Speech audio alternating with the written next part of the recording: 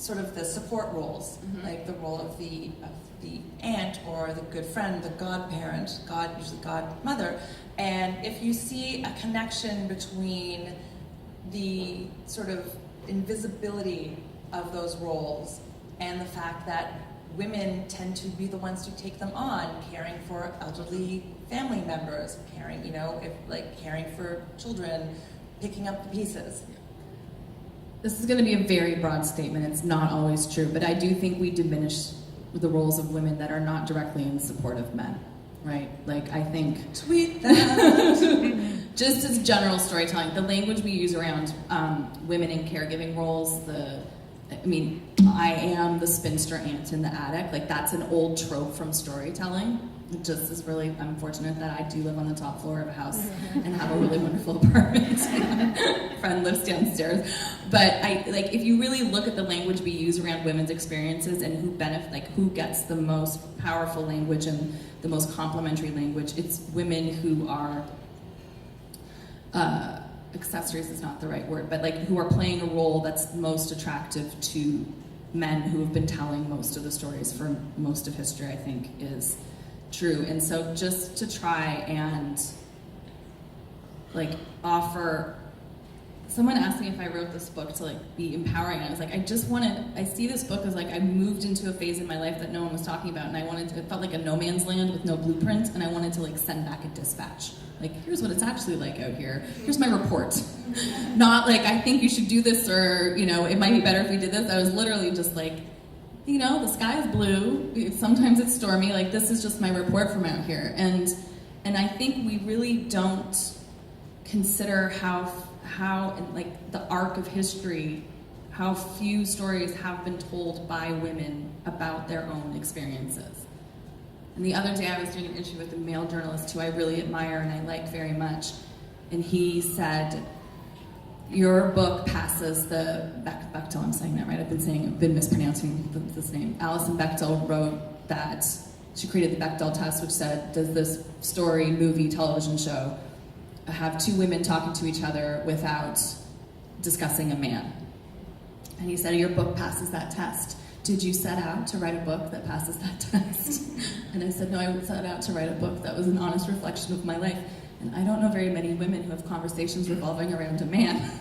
Most of our conversations have nothing to do with men. Men in the general sense of the current state of this country, perhaps, but not a man. And I said, but how would he know that? Because we don't see that on screen enough. We'd have the fact that we had to create a test and it so often failed.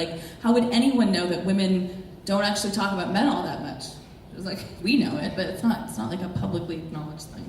Or even the fact that women talk about many other things. Many other things, yeah. And you guys need to know that. So you said something about being asked if you wrote this book to be empowering, and I personally don't actually love that phrase. As someone who's done a lot of gender advocacy and dived into these super fun waters, I find the word empowering really frustrating because it implies that we don't already have power. Is that something that you think is one of the points, I guess, the points of friction in terms of some of the responses, say some of the reader mail, is the fact that you're sitting here owning your life and owning your power and very unruffled about it and unapologetic about it? Yeah, I think unapologetic. I think I benefit from, as I said, the timing of my life on the grand arc of history is we're all women who are benefiting from a lot of the freedom and the ability to make financial decisions on our own. I think it's not a coincidence that the language we use around women, aging women, is disparaging across the board. Imagery, I just think any magazine rec you look at is telling you that as you age, you be worth less and less and less, and as you become an older woman, it's something I was struggling with. And my birthday was this sense of shame, I should be ashamed of myself for turning 40, I did something wrong, that I was healthy and living a full life. I'm sorry. And can I just say, I had turned 40 2 years earlier, so yeah, I told her how good it was. That's true, though. Lots of women in my life are telling me how good it is, but I think it's hard when you have no overarching narrative around this experience. You're always like, everything in the world is telling me it's going to get worse. Some of my friends say it's going to get better, but that might just be specific to their lives. So the truth is, I feel more powerful now than I ever have, and that is an amazing sensation. We are scared of powerful, independent. I'm telling you guys something you don't know. Like we're uncomfortable with women feeling powerful about themselves and navigating their own lives. It's everywhere around us. It's in our stories. It's in our laws. It's in our language. It's in our bank accounts. It's in our bank accounts. It's in our paychecks. And so that phrase "empowered" is, I think, it's like a catchphrase that gets attached to.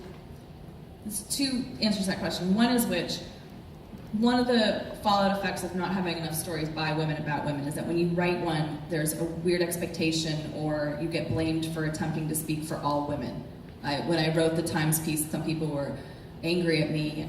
A lot of women said, well, I wish you wrote that you could have a fulfilling life without even liking children. And I'm like, I'm sure that's true. It's not my experience, and it's not my job to, I can write my experience and hope that there's some universality to it, but so that's a problem, and I think so many, we attach this word, and it's almost diminishing, do you feel empowered? It's like that shelf on the phrase, you go girl. Fuck off, I'm just living my regular life, and I feel powerful. And so I as you say, I reject those phrases. I don't like them, they make me uncomfortable. I'm not doing aerobics out here or something. Anyway, yeah, it's not empowering. Any story that is telling the truth, and I hope is an empowering story to some degree, but not in that sort of power pose-ness of it.